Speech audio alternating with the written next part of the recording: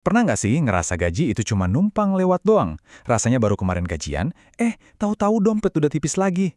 Tenang, kamu nggak sendirian kok. Di pembahasan kali ini, kita bakal bedah tuntas cara cerdas buat ngelola gaji UMR biar kamu punya kendali penuh atas keuanganmu. Yuk, kita mulai. Oke, ini dia agenda kita untuk beberapa menit ke depan. Kita mulai dari masalah yang paling umum, kenapa sih gaji UMR tuh kayaknya cepat banget habisnya? Terus kita bongkar solusinya pakai aturan super simple 50-30-20, lengkap sama contohnya. Habis itu kita bahas tips gitu biar tetap disiplin, dan terakhir kita ngobrolin gimana caranya biar pemasukan kita bisa lebih dari cukup. Sip, langsung aja kita masuk ke bagian pertama. Oke, bagian pertama. Yuk kita hadapi pertanyaan yang mungkin paling sering kita dengar, atau bahkan ya kita rasain sendiri. Rasanya baru kemarin tanggal gajian, sekarang dompet udah mulai berteriak minta tolong. Kedengaran familiar banget kan? Perasaan kawah gaji itu cuma mampir sebentar doang. Ini benar-benar perjuangan yang dirasain banyak orang. Dan kamu harus tahu, ini bukan sepenuhnya salah kamu. Biaya hidup tuh kan terus naik. Jadi ngelola gaji UMR emang jadi tantangan yang beneran nyata. Tapi kabar baiknya, tantangan ini bisa banget kita taklukkan dengan sebuah rencana yang jelas. Nah, dari masalah, sekarang kita pindah ke solusinya. Ada sebuah kerangka kerja yang simpel, tapi luar biasa ampuh buat bantu kita ngambil alih kendali keuangan. Ini dia solusinya, aturan 50-30-20. Ini bukan metode kaleng-kaleng loh. Aturan ini dipopulerkan oleh Elizabeth Warren, seorang profesor dan pakar keuangan dari Harvard. Jadi, bisa dibilang ini adalah strategi yang udah teruji buat bantu kita bagi-bagi penghasilan dengan lebih bijak. Jadi, apa sih sebenarnya metode 50-30-20 ini? Gampangnya gini, ini tuh cara buat membagi penghasilan bersih kamu, ingat ya, gaji setelah dipotong pajak, BPJS, dan lain-lain, ke dalam 3 pos utama. Tujuannya apa? Biar seimbang. Coba deh lihat gambarnya, anggap aja gaji bersih kamu itu kayak kue utuh ini. Nah, setengah potong kue atau 50%-nya kita alokasikan buat kebutuhan. Potongan yang sedikit lebih kecil, 30%, itu buat keinginan. Dan sisa 20%-nya, ini nih potongan yang paling penting, buat masa depan kamu, tabungan dan investasi. Simple banget kan kelihatannya? Nah ini dia, bagian yang mungkin paling tricky.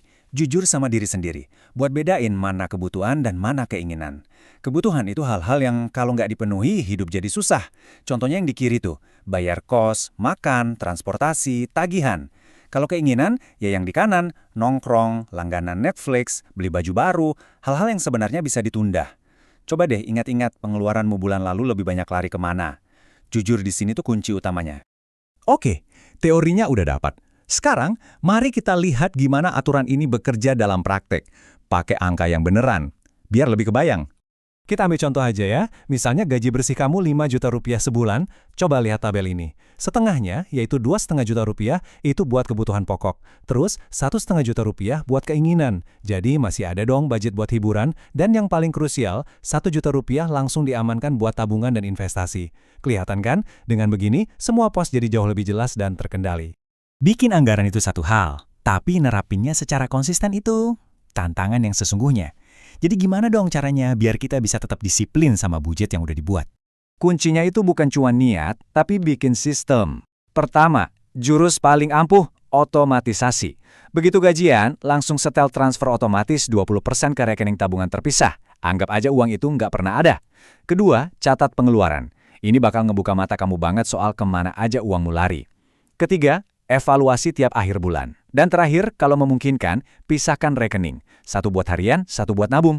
Oh, ini benar-benar game changer. Jadi kalau ada satu kalimat yang perlu kamu ingat banget dari semua ini, ya ini dia.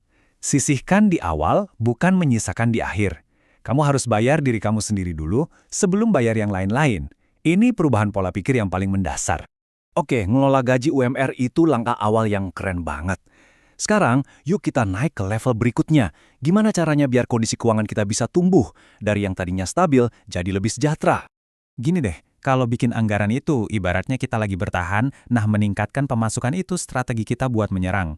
Kalau keduanya digabungin, wah kamu bakal lebih cepat sampai ke tujuan finansialmu. Jadi, gimana caranya? Enaknya di zaman sekarang, peluang itu ada di mana-mana. Kamu bisa coba jadi dropshipper, jualan barang tanpa perlu nyetok. Atau kalau punya keahlian, jadi freelancer, desain, nulis, atau admin medsos. Suka bikin konten? Jadi content creator. Bahkan, jadi penerjemah online pun bisa jadi sumber cuan tambahan. Intinya, ubah waktu luang dan keahlianmu jadi uang. Dan jangan lupakan investasi. Mungkin kamu mikir, duitnya dari mana? Coba deh lihat, kamu bisa mulai bahkan dengan Rp100.000 aja loh. Coba deh reksadana pasar uang, yang risikonya rendah banget, cocok buat pemula. Atau nabung emas digital sedikit-sedikit buat jaga nilai uang dari inflasi. Ini semua pilihan yang aman dan gampang buat yang baru mau mulai. Dan ini pesan utamanya, dalam investasi yang jadi kunci itu bukan seberapa besar gajimu, tapi seberapa konsisten kamu melakukannya. Mulai nabung 100.000 tiap bulan dari sekarang itu jauh lebih baik daripada nunggu punya gaji besar 5 tahun lagi. Ibaratnya kita nanam benih, konsistensi itulah yang jadi airnya, yang bikin benih itu tumbuh jadi pohon yang kuat.